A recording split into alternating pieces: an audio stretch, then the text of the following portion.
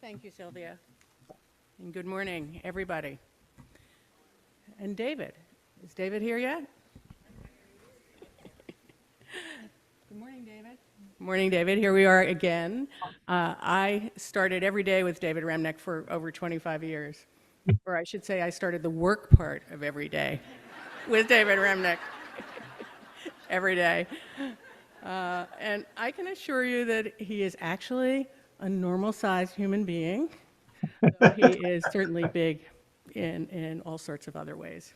It's a privilege to be here with you in this extraordinarily beautiful place. And you know, it's a place that is very beautiful, and that beauty stands in stark contrast to the brutal fate of Alexei Navalny, our subject today, the anti-corruption campaigner and Russian opposition leader. Since the beginning of time, there's been a really uneasy coexistence between the very beautiful things in life and the brutalities in life. And it feels as if that discordance, that imbalance, is only increasing around the world, in our own country. We've seen a lot of responses, we've seen some earnest action, but we've also seen a lot of denial, capitulation, despair. Those things were never options as far as Alexei Navalny was concerned. Never denial, never capitulation. He wanted to keep both of the opposing forces right in front of mind. The tyranny versus the tyranny of the Putin regime versus the humanity of his fellow countrymen, tyranny as a way of life versus a free Russia. And he was able to, remarkably, take that tension and use it productively, very powerfully, to drive his work, to have his belief in justice driving his resistance to authoritarianism. He never lost sight of the goal, even when he was hunted by the man that he called the little czar in the bunker, when he was in prison in a Siberian penal colony, and when he knew that he'd likely be murdered, as he was. Remarkably, he never despaired. Or to read him, you don't feel despair. And in an odd way, he then becomes a very uplifting figure despite the brutality of what he endured.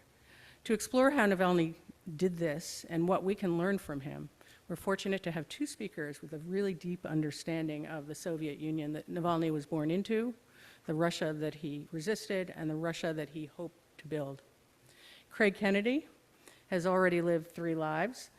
He has been a historian, an investment banker, and a Russia analyst. He first went to Russia over 40 years ago as a language student, came back determined to be a historian, and earned degrees in Slavic languages and literature from Harvard and Oxford, and a PhD in history and Middle Eastern studies from Harvard. In the early 90s, Craig returned to post-Soviet Moscow and paused his academic work so that he could see the changes firsthand, and he took what he calls a 25-year detour into investment banking. He worked in international finance in London and Moscow with Morgan Stanley, Bank of America, and Merrill Lynch, where he was vice chairman. This work took him across Russia hundreds and hundreds of times. Craig has now circled back to history, research, and analysis. He's completing a history of Russia's oil industry and its effect on civil society. He's also analyzing the impact of sanctions on Russian energy, working with the International Working Group on Russian sanctions. And he has been the chairman of Pushkin House, the UK Cultural Foundation. And now, because now is now, he has a new Substack that you can follow called Navigating Russia. David Remnick has been the editor of The New Yorker since 1998 and a staff writer since 1992. There's a lot I could tell you about David: how he brilliantly led The New Yorker to its 100th birthday this year, how he became the host of The New Yorker Radio Hour, which wasn't always predestined, even how he plays guitar in a boomer rock band. Sorry, David. But that's not why you're here. The subject today is Alexei Navalny, and David has done groundbreaking reporting on Russia and the former Soviet Union for over 30 years. And so I'm now going to hand off to Craig and let him introduce David in the context of today's subject.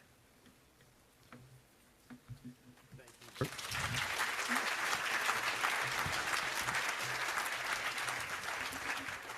Thank you very much, Pam. It's a pleasure to be speaking with you today about Russia with David Remnick, because he is one of the best observers of Russia of our generation. David has been writing about Russia since the late 1980s, when he was posted in Moscow with the Washington Post and had a front row seat at the fall of the Soviet Union. He then masterfully chronicled the fall in his Pulitzer Prize-winning book, Lenin's Tomb. He went on several years later, in 1997, to publish a second book about the struggle of Russia to rebuild a new society on the wreckage of the Soviet experiment. During David's 27 years at the helm of The New Yorker, his interest in Russia hasn't waned. He's provided readers with a steady stream of superb writing about Russian politics and culture. And I especially appreciate the fact that The New Yorker has never gone the easy route of trying to milk the Russia story for sensation. It has always tried to explain Russia, which is a place that's very easy to misread. And it's especially important today that we get Russia right when Russia has once again become a menace to many of its neighbors. And also after a generation of underfunding of Russian studies in America, which has left us sorely short of good Russian expertise. With David's keen sense of Russia, it's not surprising at all that The New Yorker was one of the first magazines to pick up on the Navalny phenomenon. Way back in April 2011, The New Yorker published a profile of the tall, charismatic 34-year-old Russian lawyer who was making ways for the Putin regime. He was coming up with very innovative ways of focusing on the problem of corruption in Russia by looking at what was happening around state procurement documents, procurement contracts. Now, this may sound very boring, but it actually resonated with his generation. The state, of course, had been acknowledging that corruption was a problem, but saying that it was something that was marginal. It was just a problem of a few bad eggs that would get rooted, a few bad apples that would get rooted out. But Navalny had a very different take on corruption. He argued that corruption was central to the Putin regime's control on power. He pointed out how the regime had gained control of the flow of wealth in Russia, all of its major revenues, and used that to maintain its grip on power. It wasn't just the state budget, it was all of the main capital flows coming out of the extractive economies like oil and gas and mining. And it used its control over this wealth to reward regime insiders for their loyalty, but also to punish people it saw as a potential threat. Navalny argued that this wasn't just a problem of laws being broken, but it actually, that the general public was worse off for it because it spoiled the business environment, it stunted growth, and it undermined their prospects for prosperity. This message resonated among the new generation of Russians who had been professionally trained, had started their own businesses, and were getting tired of constant shakedowns by various government officials. Over the next 10 years, Navalny built on this movement and began scoring successes at the ballot box. And the Kremlin figured out very quickly that he was a real threat to their hold on power. So they tried everything to try to sideline him. They threw him in jail on trumped-up charges. They ran smear campaigns on state TV, but nothing worked. Finally, in 2020, they decided that the only solution was to assassinate him. And their weapon of choice was the deadly nerve toxin Novichok, which was administered to him during a campaign trip out in Siberia. But the job was bungled. Miraculously, he survived and was evacuated to Germany, where he recuperated. During the 5 months of his recuperation there, he wrote some of the chapters in the book that we're looking at today. But once he was fit, much to the distress of his followers and his family, he insisted on going back to Russia. An airplane full of reporters documented his arrival in Moscow, where he was promptly arrested at passport control and never saw freedom again. 2 days after that arrest, however, his team released a devastating 90-minute video that you can see on YouTube. It's called Putin's Palace, the World's Biggest Bribe. And it tells the story of how Putin and his cronies used state funds to build a $1.3 billion palace complex on the shores of the Black Sea. This was a sensation across Russia. In the first 24 hours, it garnered more than 20 million views. And I highly advise you to look at it because it's a masterpiece of the political expose. But it probably also helped seal his fate. Within 3 years, Navalny, incarcerated in a penal colony north of the Arctic Circle in incredibly harsh conditions, died under mysterious circumstances. Another victim of the Russian state. This memoir is valuable not only for people who are interested in understanding Russia, but for anybody who cares about the problem of democratic backsliding in every country, because Navalny teaches us very valuable lessons on how to push back against creeping authoritarianism. So I highly recommend it.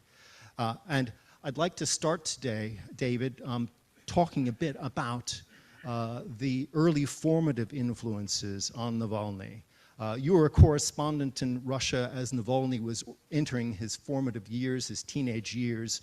And one of the things he writes about in his memoirs is the effect of the Chernobyl disaster and the state cover-up of what happened, and how this had a major impact on him in making him realize for the first time that the state was capable of lying on a very grand scale, and when the lives and health of millions of people were at risk.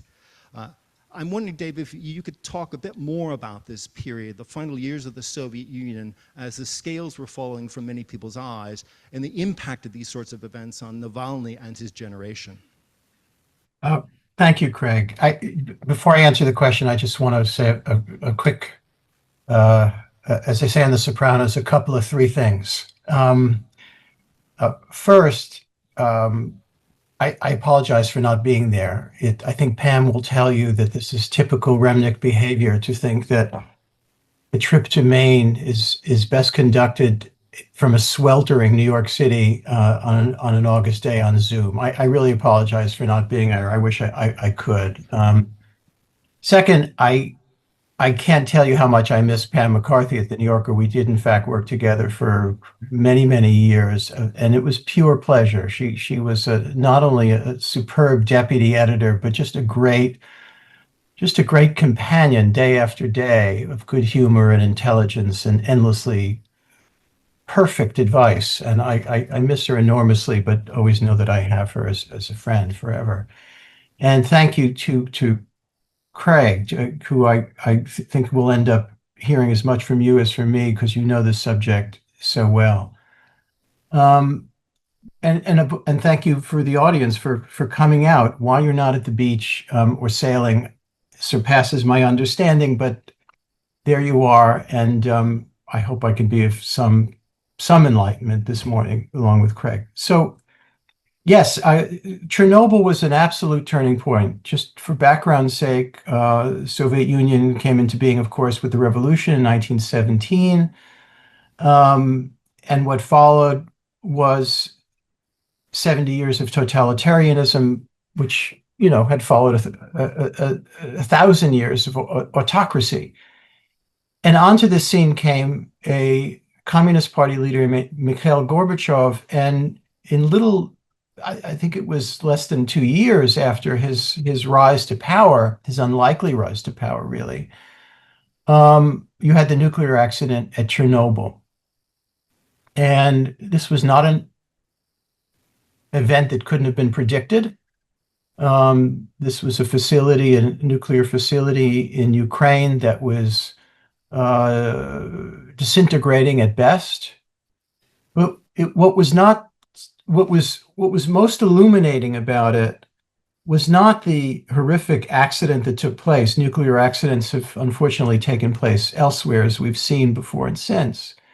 But it was the way the Soviet regime reacted to it, which was in its typical reactive way to tamp down, to keep secret this event as much as humanly possible at the cost of human life around it, both in Ukraine and Belarus or Belarusia as it was called at the time, and beyond.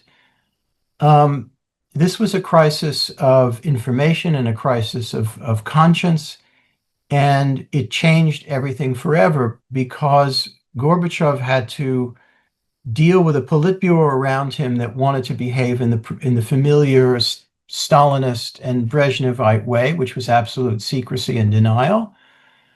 And at the same time, we were entering the modern world, however slowly, of communications. And so information about Chernobyl and the cynicism of the government inevitably began to leak out. In those days, the way it leaked out was through what's called foreign voices, including Voice of America and Radio Liberty. And as we know, Voice of America is something that, in his infinite wisdom, Donald Trump has chosen to cut off at the knees.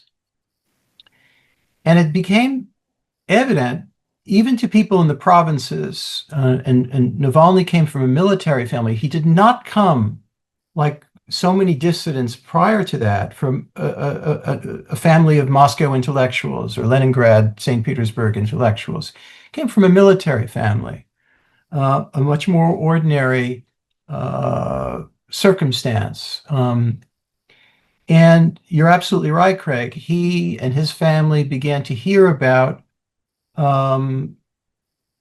what had occurred, and this was the first crack in the armature of Sovietism in him and his generation, to see that the regime that they lived under was one that was upheld by cynical lies.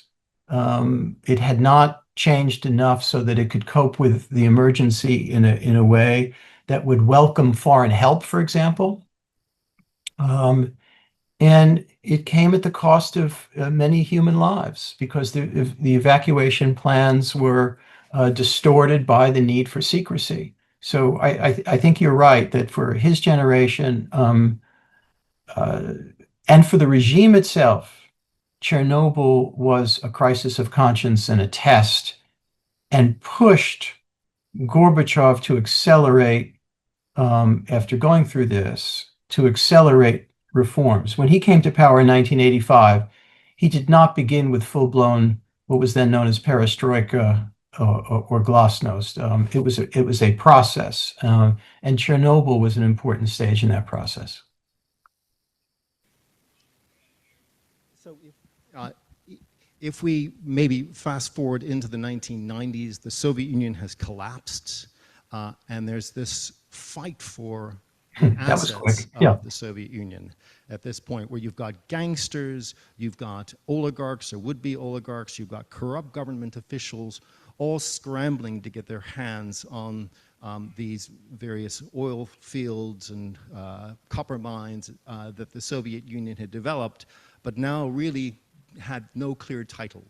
There was a privatization process going on, but without a well-developed legal system, it was all just a big scrum.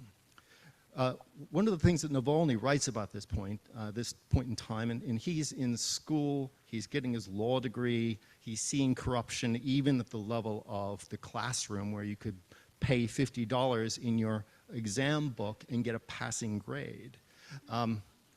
Even from some of the most venerable of the old professors. Now, part of this was endemic corruption. Part of this was the fact that that was the only way that some of these professors could survive with the economic wreckage of the time.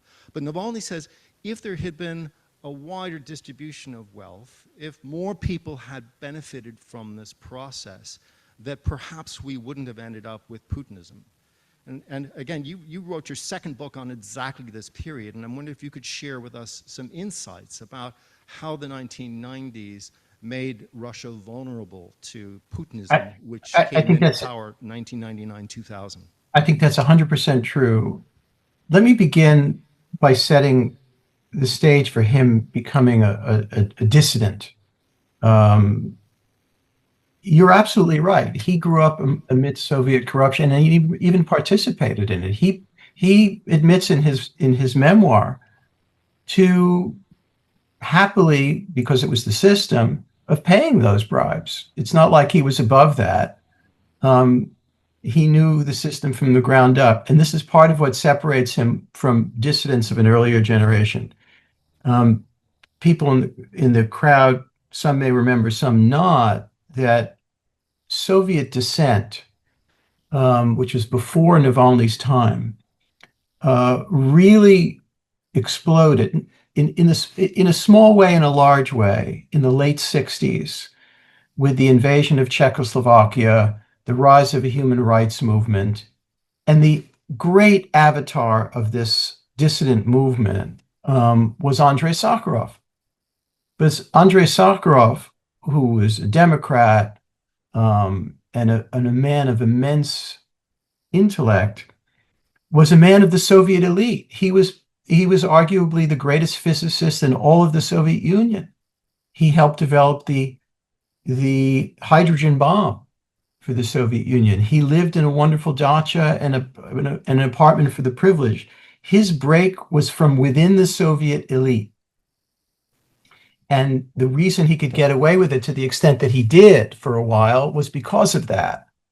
And the Soviet dissidents that went out onto Red Square in 1968, and there were only 8 of them, to protest the invasion of Czechoslovakia, and the Soviet dissidents who began distributing underground literature, they were very much of an intellectual elite. This was not Navalny.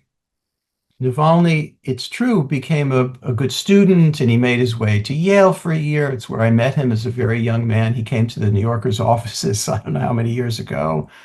And he was distinctly Russian. This was not a Jewish intellectual. He was an insider in ways that Jewish intellectuals were certainly not. They were outcasts, Joseph Brodsky and the like, or they were novelists on the scale of Alexander Solzhenitsyn, a very different kind of dissident.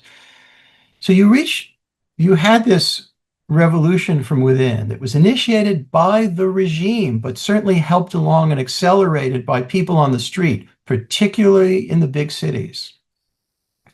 And so you reach 1991 and the fall of the Soviet Union with, yes, some sense of regret because of the loss of greatness, sense of shame, for all kinds of reasons. Imagine the rapidity of the fall of a regime, and the having to cope with the preposterously papered over histories and ideological mistakes is too weak a word. And you entered the early 90s, though, with some sense of promise. But how to leap across a giant chasm from Soviet era, a state-run economy to a free market that actually worked without people being brutalized by this gigantic leap proved to be impossible. And it was made trebly impossible by the fact that there were people who were prepared to step in and take enormous advantage, criminal advantage, I would say, of this transition. Some would argue that, and they argue with you, Craig, that it was always impossible to do this painlessly, that this was not the Czech Republic. This was not Poland. This was not a country that had an experience of a market economy from 40 years before. It had never experienced what you and I would recognize as a working, sane market economy. And so you're absolutely right. What happened is the bottom fell out of the economy, particularly for everybody below what we would call the top 1%. And you had this in a country where you had something called Uranilovka, a kind of equality in poverty, in which even the Soviet grandees, the dachas that they lived in that were supposedly very grand, people in the Hamptons would say that's where gardeners would live. So suddenly you had this top 1% that was essentially getting title to state industries and factories and mines and oil fields and becoming fantastically rich. This is what we call the oligarch system, the first generation of the oligarchs, and news media and all these other businesses. You suddenly had an income inequality that created fantastic resentment. Prices soared. People who were used to a rather primitive but stable diet and stability in their lives suddenly had no stability. And they began to call democracy, demokratia, dermokratia, shitocracy. And a great cynicism set in, a hatred of the regime, a hatred of Yeltsin and his family. And so by the time Yeltsin leaves power in 2000, the greatest enemy of the Russian people, the thing that was the lack of stability in the country, a sense, a despising of democracy, which had become so degraded as a term and as a reality, and had been cynically, run over in the 1996 election, which was all but stolen on Yeltsin's behalf by the oligarchs. So stepped in a KGB figure of very modest accomplishment, who had made a name for himself, not in the KGB, but as the deputy mayor of the entirely corrupt St. Petersburg city government. And he became wildly popular and benefited, as you know, Craig, enormously in his first years by rising oil prices.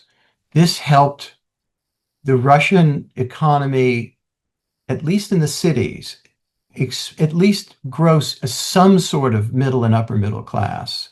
And that's where that constituency for Putin eventually grew beyond just the regime itself. Thank you for giving us that insight into the ground that prepared the way for Putinism. But you also raised this mystery about Navalny himself.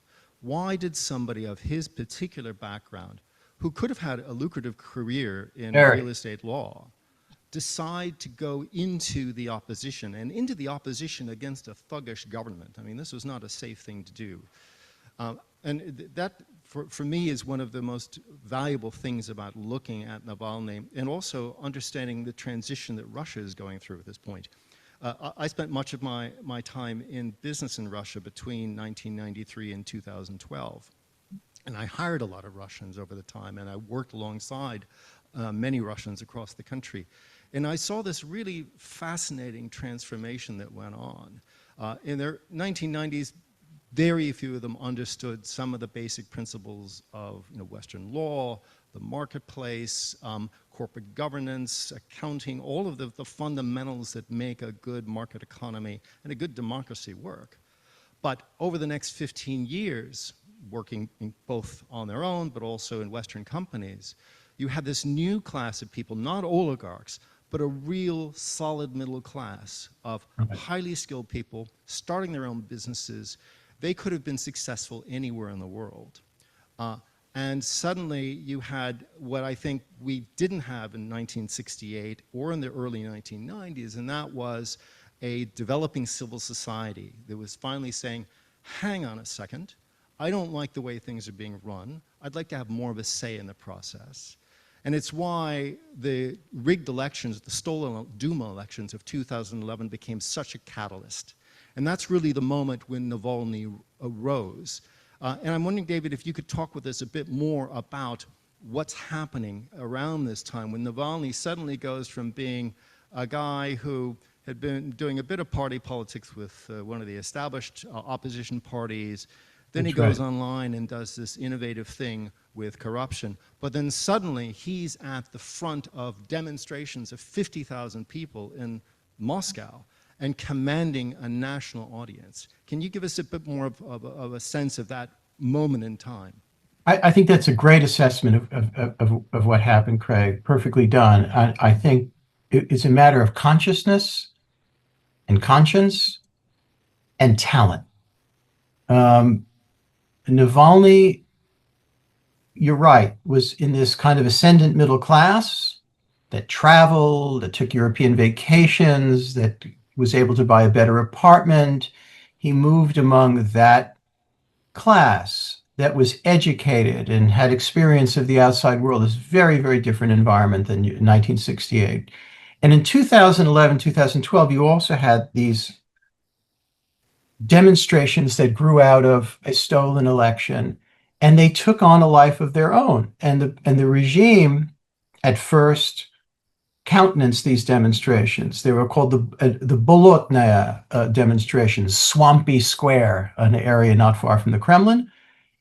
And Navalny, who had been a kind of early adapter of, he was kind of a blogger. And by the way, a kind of, God willing, a journalist, someone who was interested in information, its accumulation, and its dissemination, honest information about, above all, the way people were being screwed economically in terms of their civil rights and many other things. This is not, in those early days, an out and out liberal Democrat.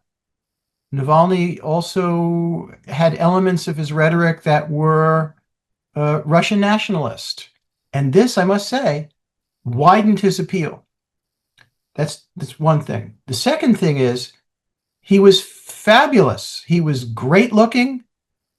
He had this great looking family. He was a terrific speaker. He had political talent. And sometimes a malevolent politician takes advantage of a populist accumulation. I won't name any names. Sometimes a person of great conscience and selflessness, like in the case of Navalny, comes to the fore. And I think that's the phenomenon. You mentioned earlier, Craig, the film about the presidential palace. As time developed, he ran for mayor and made a good run of it too. But one of the great appeals of Navalny was as a master of the internet. He and this very small team of investigators, call them reporters, who were masterful at accessing public records, people's yachts, people's enormous estates, their private plane travels, all the accoutrements of the highest, levels of government and industry, which were a very permeable population. He was able to access this, and you can go online, you can go on YouTube and access these things, and they conveniently have subtitles. And he would make films about, and they had enormous appeal.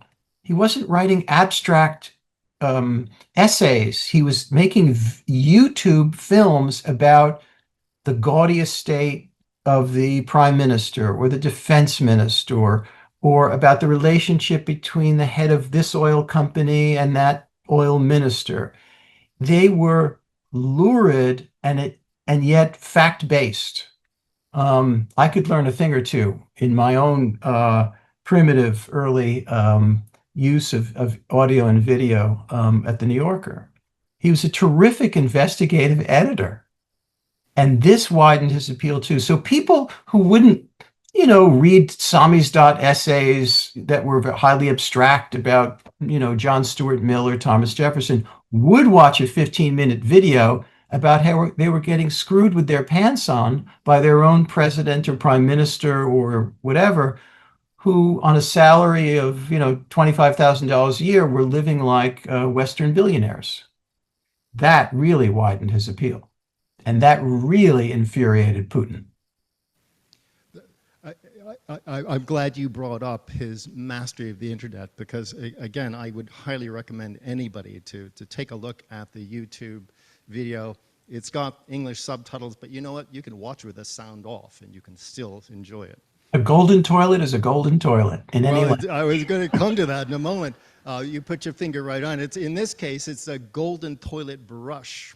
One of the things that you've talked about, David, is Navalny's wonderful use of sarcasm.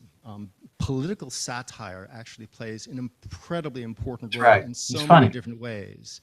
And of course, The political joke was an escape valve for the Soviet period, where people would sit around their kitchens and absolutely devastate the leadership with the most witty Soviet jokes. But if I can interject, there's a big please. difference between the kitchen table, which reaches 8 people and a bottle of vodka and some, salted meats, and the internet, which reaches millions of people. Yes.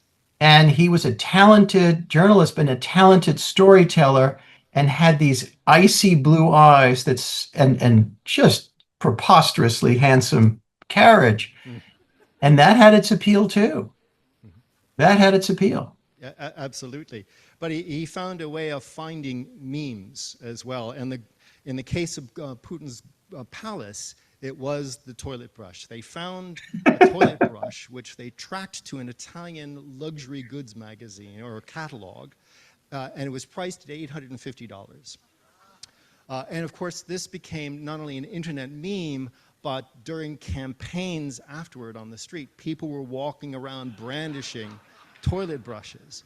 So, I mean, humor was not only a way of keeping people engaged, but it played a critically important role of cutting the regime down to size and making that monster under the bed seem less scary. And this is a way of helping embolden people to face this incredibly threatening regime that you had to face if you were going to make progress. And I should say, what did Putin fear the most? What does Putin fear the most? He watched what happened in all kinds of places close to him, and we'll get to Ukraine in a second, in Georgia, various mini revolutions in which what seemed like an instant, suddenly there was an uprising at the palace gates, and the next thing you know, the seemingly unconquerable leader was cast out. And these were called the color revolutions, Rose Revolution, and so on.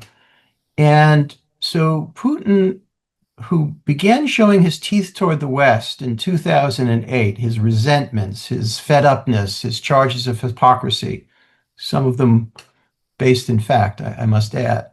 He showed that in 2008 at a speech in Munich Security Conference.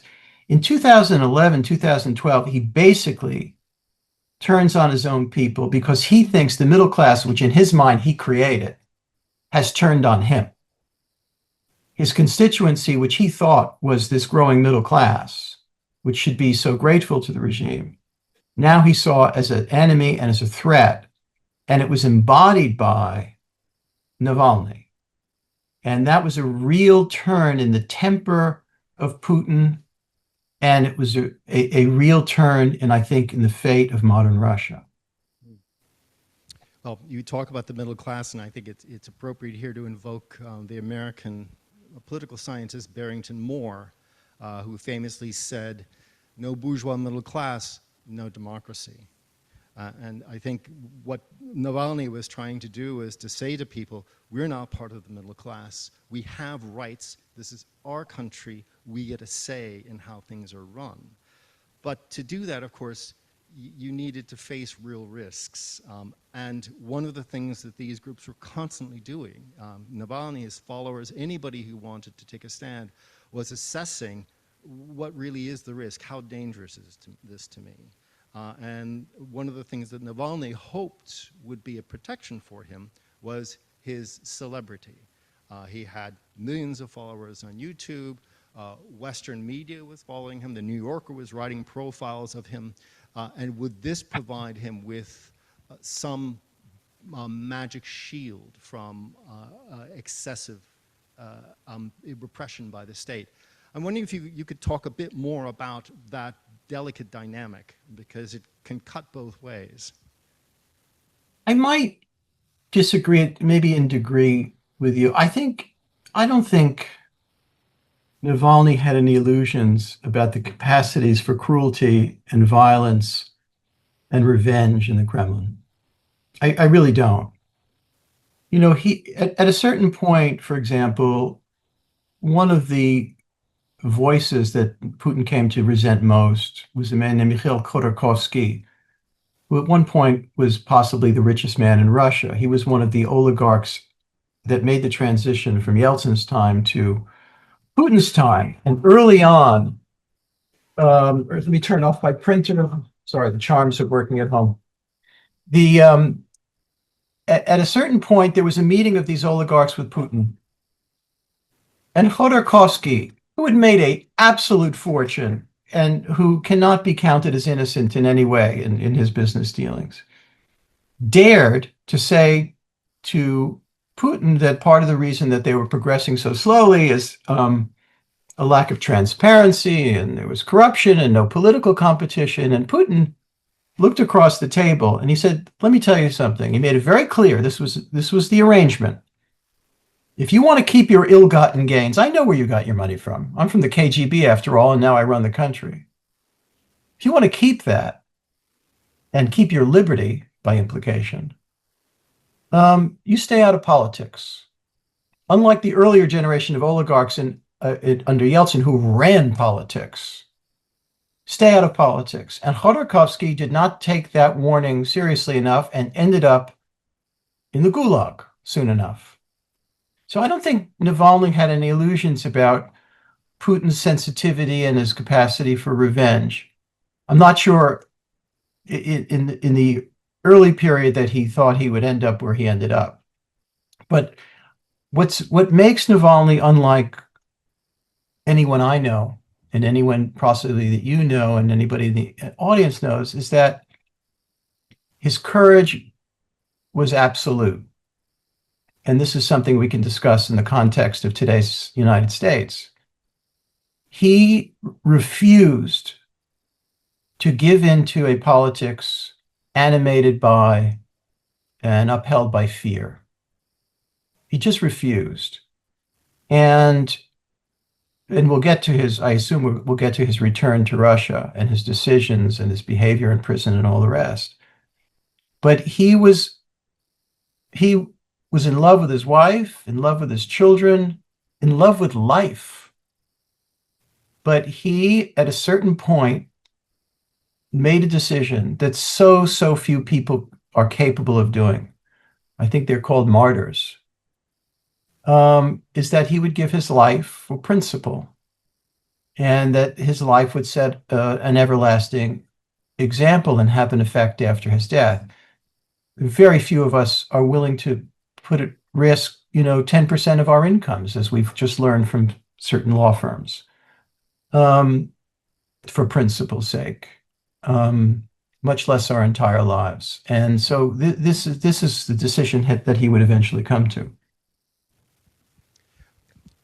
Maybe we can talk a bit more about that now, and then I'd like to come back a bit later to the question of building broader coalitions, because I think that's also a very important lesson that we can learn from Navalny.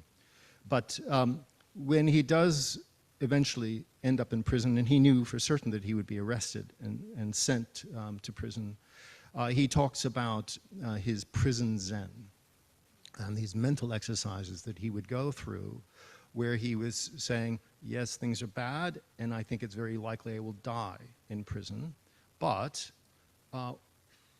think of what could be worse. And he talks in his prison memoirs, and I think the New Yorker may have published these excerpts, about imagining people who are even worse off. Say, for example, you are living in an apartment building in Ukraine. You didn't choose to go into opposition politics, but suddenly a Russian shell lands in your apartment building and you lose beloved family members, maybe even a child who hasn't even had a chance to live. At least Navalny had a chance to live life, start a family, and make a mark. But I'm wondering if you can talk about the strategies that he used for trying to screw up his courage and to feel, because this is, again, something that we all face at one point or another, and it's difficult to find that courage inside. I think at a certain point, Navalny recognized that the value he could give to the world, particularly to Russia, a country he loved, a culture he loved, a language he loved, would be his own self, the shortening of his own life. In prison, it almost seemed like he was living his martyrdom and with full knowledge that his memoir and his account of his time would be his legacy. And that memoir and that legacy would make its way back, above all, into Russia. I mean, it's nice that we read it here in New York and Maine and elsewhere, and Paris and Rome, wherever. But above all, he wanted that story because we live by stories. I'm in the story business. Pam was in the story business for years. I mean, we did lots of other things. We ran a business and personnel and HR and all the things they have to do to make these things work. But above all, we were publishing stories. And I think that Navalny wanted to leave behind an exemplary story. And one of the aspects, one of the textures of his story was humor. The Navalny, unlike generations of Soviet dissidents before him, who were rather stern figures, I think it's safe to say that Alexander Solzhenitsyn had many qualities, but he was not hilarious. Nor warm and cuddly. No. And I profiled him, and I just, jokes were not, big at the dinner table. Although his kids were big Red Sox fans, and pretty funny. Navalny was a modern person. This is a guy who watched Ren and Stimpy. He watched The Simpsons. When he was on the flight back to Russia, he watched this on his iPad. That is not something that you can imagine Alexander Solzhenitsyn doing as he was exiled from the Soviet Union. And I think if you're lucky enough and wise enough to pick up this book, and I swear I'm not working for the publisher, you'll find that large sections of the book are funny. And that Navalny's interplay with his guards and his roommates, who were in large measure stukachi, they were planted in his cell to inform on his behavior. He carried that out with enormous self-possession and humor to the very end. He wanted, above all, his kids and his wife not to worry about him too much, however impossible that might have been.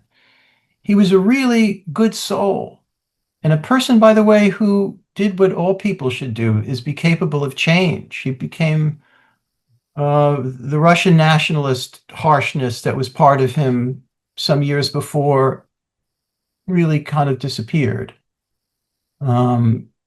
It's hard to imagine a saint watching The Simpsons, but that was the kind of image he was projecting, and it was, in that terrible term of modernity, relatable to far more people than the stern model of the Soviet dissidents of an earlier age would be.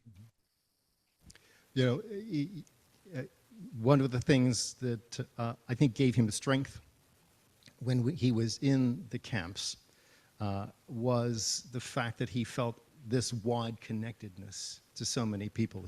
He tells a story of how he's called to one of the rooms one day to receive his mail. And he gets a big bag of mail with 700 letters in it. And then they pull out another bag and push it through. And then another bag, and then another bag. He's getting thousands of letters from people across the country. It's like being in the Beatles. Pardon me?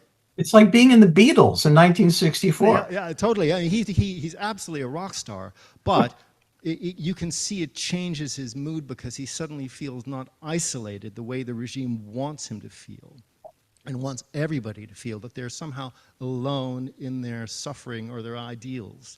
He feels very much part of the broader movement.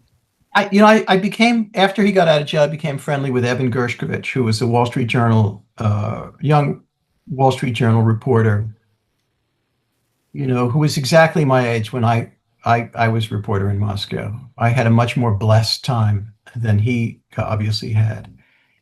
And Evan, it always fascinated Evan that he had access to a terrific prison library. He could read anything he wanted to.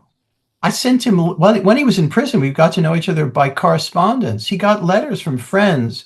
He fell in love with the girl that he's with now, the woman that he's with now, through correspondence, like something out of an 18th century novel. And you're right. I think the regime thought that this would make them lonelier, but in fact, it made them more connected. It was far different strategy than in Stalin's time.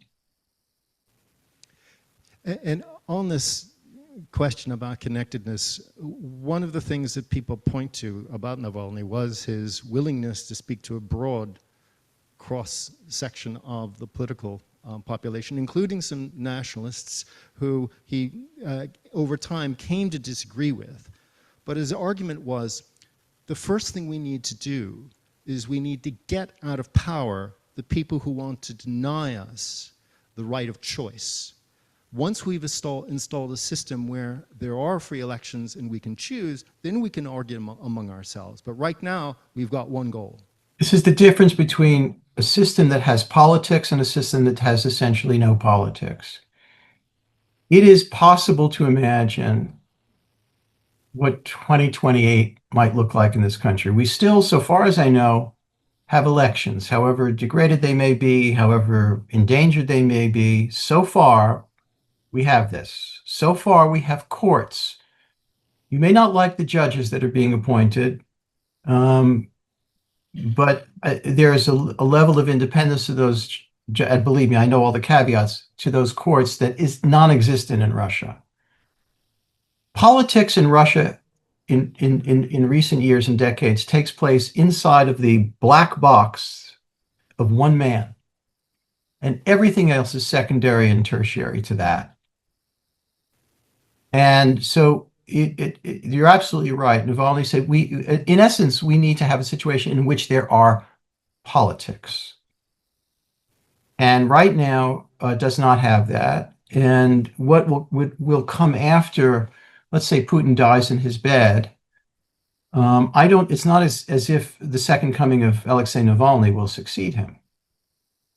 I hate to be so pessimistic, but it's not as if he will be succeeded by, the kind of middle-class Democrats that we've been discussing, because one of the things the regime has done, insofar as that there was a flowering of culture and civil society and a free press in the 90s, however primitive and imperfect, has been absolutely decimated by the Putin regime in recent years. And that has an effect on the future of the country.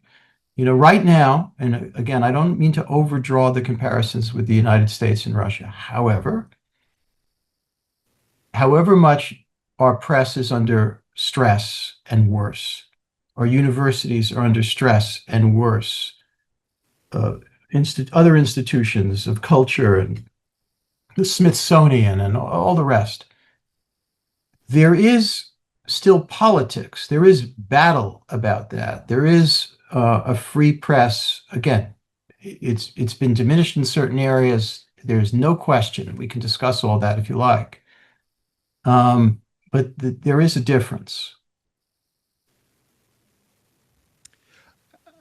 I think, David, we can perhaps open up questioning to the audience. But before we do, I just wanted to circle back to one point you made earlier, because I think it's so important and it really distinguishes Navalny. He talks a lot about his followers and the people he appeals to as courageous nerds. The word in Russian doesn't quite translate, but the point he's making is it's not enough to simply stand up and say, we don't like corruption, we want democracy. They did this very detailed investigative analysis, shining a spotlight on the problems. And I think it's very important, the fact that they were fact-based, they were forensic, they were incredibly industrious, and very artful in the way that they presented these arguments, because that's the way to appeal to the people in the middle who can go either way, to really show them the facts and tell them why, over the medium term, this is not good for you. I agree with that, and I think about it in our work all the time. My greatest critic And what I do is my middle kid. And sometimes he'll come into my office like I'm sitting here now, and he'll say, "What are you doing?" And I'll say, "I'm writing comment." And he'll say, "Was this another one of your chat GPT rants about Trump?" And I get it. Well, welcome to my life. Um, but what he means is that above all, nobody needs to hear me or anyone else rant yet again and preach to the choir, although the choir needs arousing sometimes. What's invaluable is information that's marshaled with accuracy, and that's what I hope we're about at the New Yorker. I think Pam would agree that's what the vast majority of our energies are poured into is that enterprise. Um, and there you have a chance at appealing to somebody who maybe is not in the choir. I think we've seen some of that happen in this country. And I think, you know, if you got the honest opinion of Russians, despite their being inundated by official media, propagandistic media, the internet does reach them. Other sources do reach them. One of the potentially great aspects of technological modernity is that the ability of regimes to put a seal on their countries in terms of information doesn't hold. It's much leakier now. Even North Korea is said to have a circumstance these days in which unofficial sources of information cut through at great risk, intermittent, imperfect, but it exists. And that to me gives hope. With all the downsides of the internet and social media baked into my, aria there, I understand that. But dictators, it ain't easy being a dictator these days. Although they do have a handbook now. Perhaps we can open up the floor. Sean, I see. I should just say, by the way, if anybody wants to ask a question also about the New Yorker or how we choose talking dog cartoons, I have lots to say about that. Yeah. Hi. David, a question. To what extent could we say that from May 1992 onwards were Western energy, finance, and law complicit in the plundering of the former Soviet Union's natural assets? And how did that bend the political or the aspirant political economy of what could have occurred but didn't? I think Craig is better answering this question than I would be, honestly. I mean, I have the basic knowledge of it, but I think Craig knows this from inside. There was certainly a lot of complicity. Banks were accepting accounts from Russian oligarchs without doing proper KYC, know your client work, were aiding and abetting in the laundering of ill-gotten gains. That's absolutely the case. But David makes a very interesting point about Khodorkovsky. Khodorkovsky was part of that process early on, but he recognized at one point that he would make more money and be more successful if he actually cleaned up his act. He put in place proper corporate governance, put in place transparency, and went public with his company, and tried to make money by appreciating his stock, by running his company well. So there was this transformation that was going on. You see this transformation happen throughout history. If we look at the 19th century in Europe, you see transformations from a predatory or a plundering type of economy to people who suddenly say, actually, we can build business by investing in the new industrialized economy and running things in a different way.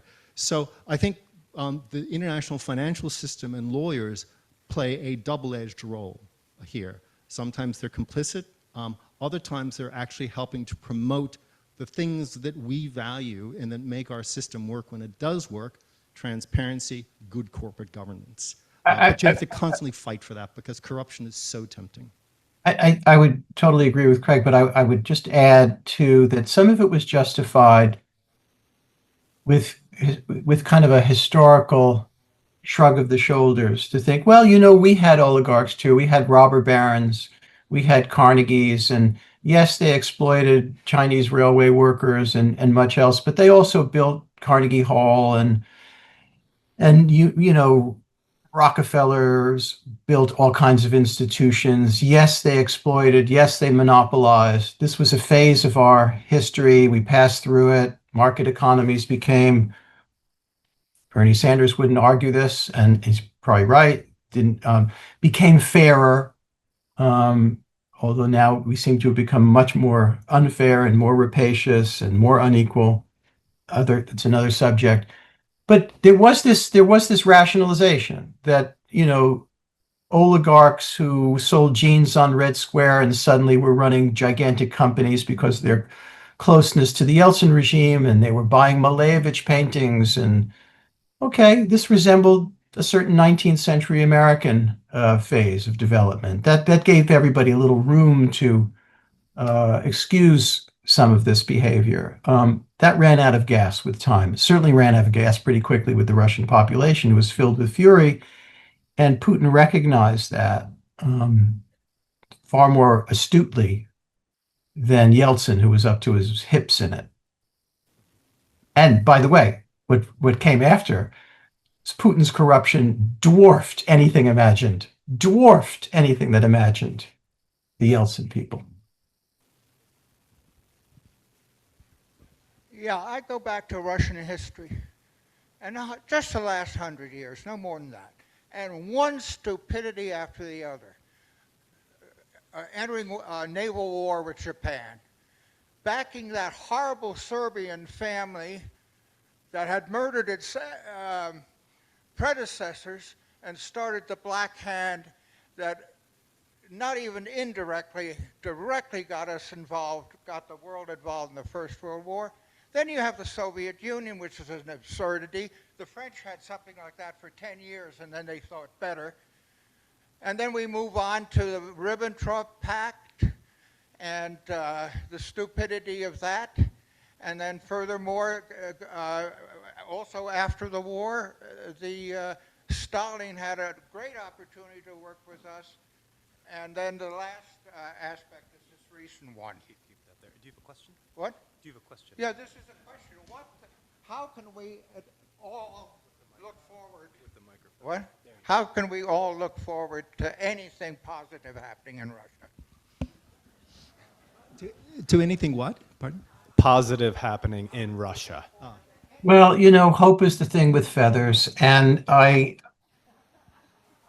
you don't have to be Vladimir Putin to say the amount of stupidity in the United States history in the last 100 years can't be vouchsafed either, whether it's in Iraq or Afghanistan or Vietnam or many other follies.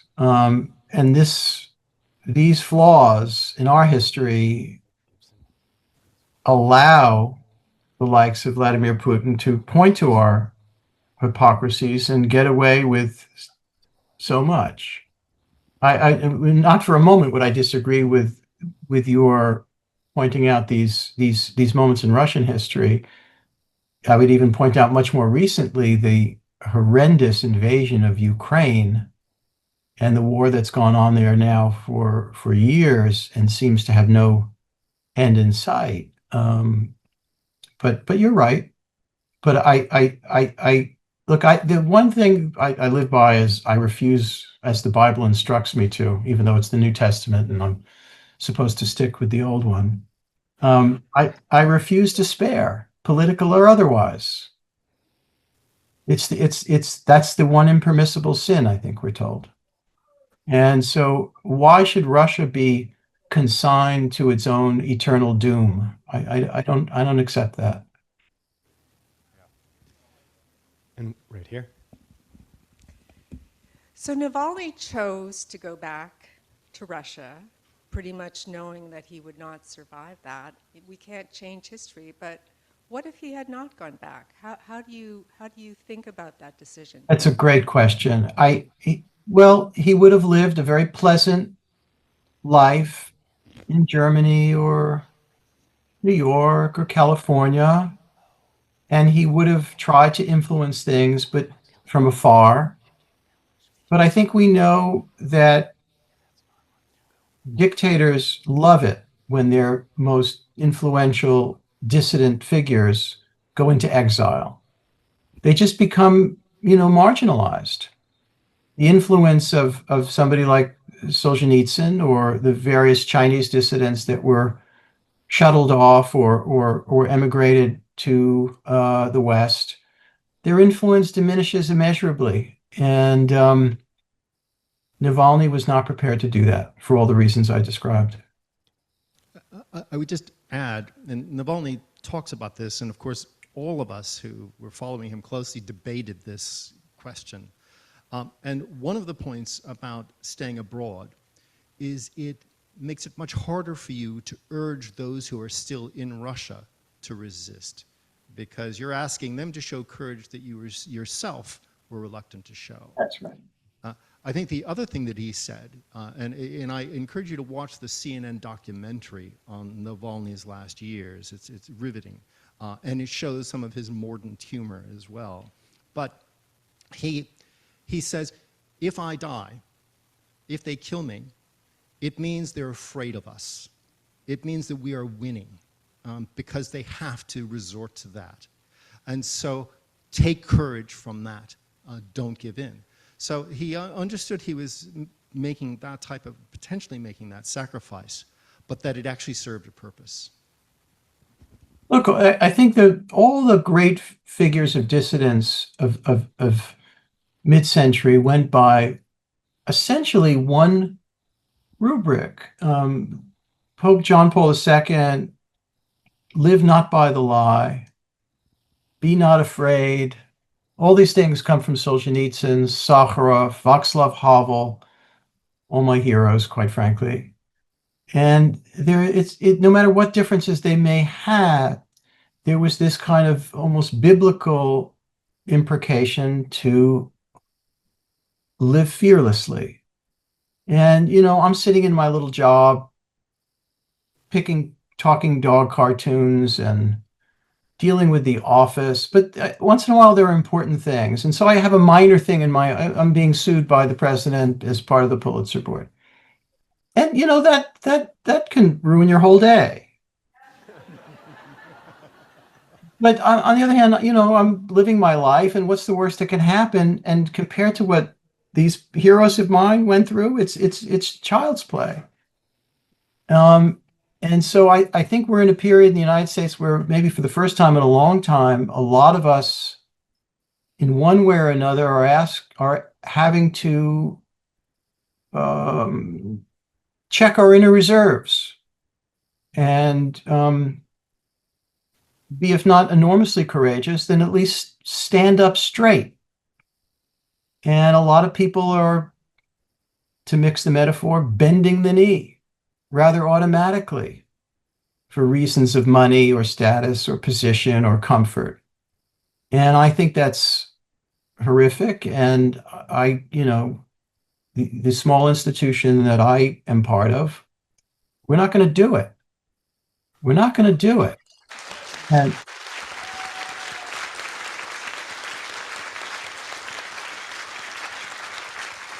because otherwise, what's the point? Otherwise, what's the point? David, I think you've got a hard stop in a few minutes, and we've got time for perhaps one more question.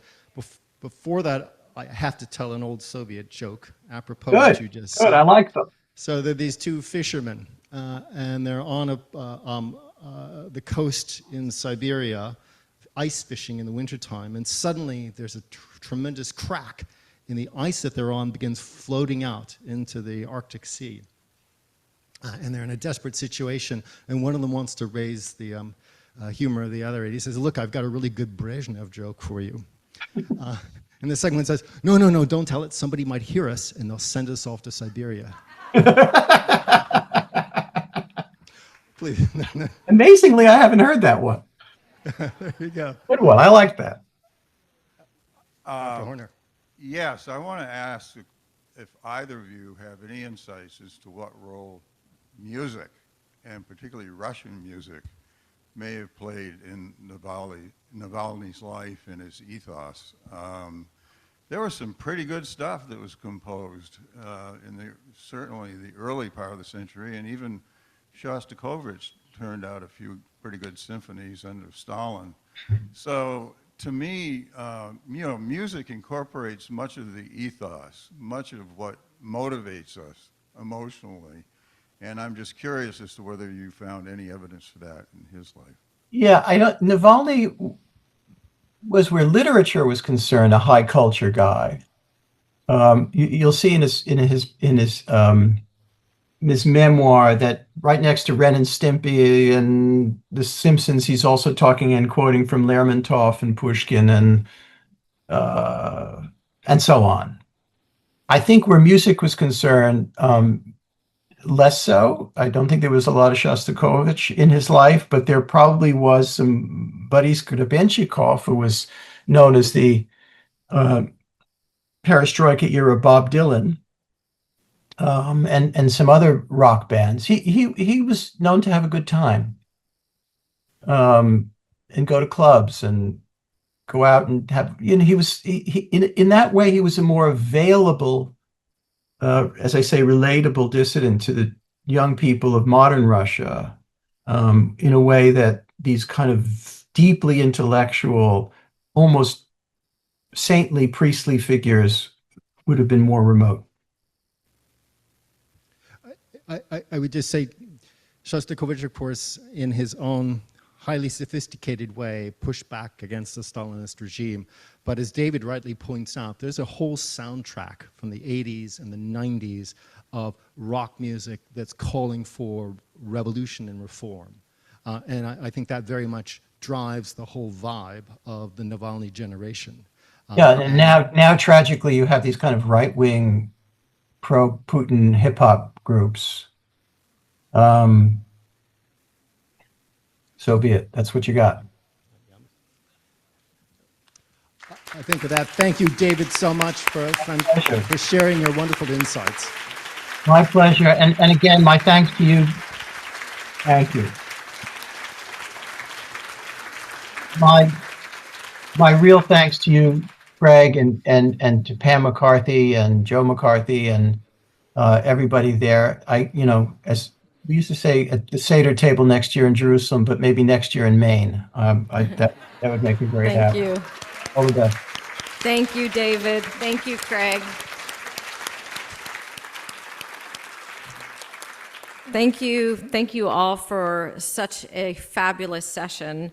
A great reminder to think about conviction and standing up straight. And I'll just remind everyone, the books are over here for sale. I've got mine, and I can't wait to dig into them. I'd like to take a moment to thank all of you who are members of the Champlain Society. Many of you are sitting in the first rows here. And I'd like to invite others to join the society. It is really the backbone of support for this institute and for the College of the Atlantic. And as someone who broke her back 2 months ago, I can tell you the backbone's pretty important to keeping it all moving.